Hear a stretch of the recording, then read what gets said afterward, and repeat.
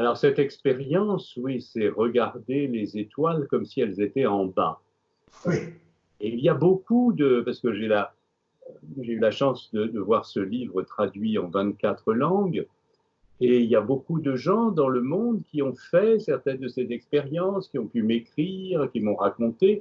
Et il y a notamment des adolescents qui aiment beaucoup ce jeu-là. Il faut une nuit d'été, regarder le ciel étoilé et parvenir à se persuader qu'au lieu d'être couché sur le sol en regardant au-dessus de soi, eh bien, on est, si j'ose dire, couché en haut, mais, et que l'on risque de tomber et de tomber dans un monde évidemment infini, dans une chute qui n'aura pas de fin.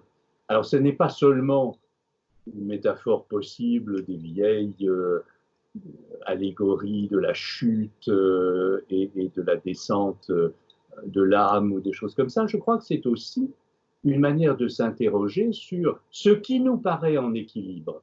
Nous pensions que notre monde était bien lisse, en train de fonctionner avec des difficultés, avec des conflits, mais sur une sorte de certitude. Nous avons aujourd'hui l'inquiétude, à travers cette crise, que peut-être nous sommes entrés dans un processus de chute, mais une chute, ça se rattrape. Vous savez, j'ai fait aussi un livre sur la marche, la manière humaine de marcher.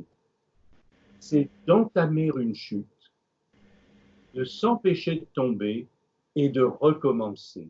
Je crois que cette manière-là de marcher et la philosophie se ressemblent de manière structurelle, parce que la philosophie consiste toujours à déstabiliser nos certitudes, avec ce moment où on a l'impression qu'on va tomber et qu'il y a une sorte de vertige couvre la disparition de nos certitudes, de nos piliers, et on trouve d'autres solutions de rattrapage, on construit de nouvelles réponses, et si on veut avancer dans la pensée, il faudra de nouveau les mettre en cause, en trouver de nouvelles, et nous avançons dans la réflexion comme nous avançons dans l'espace physique en évitant des chutes et en les provoquant tout le temps.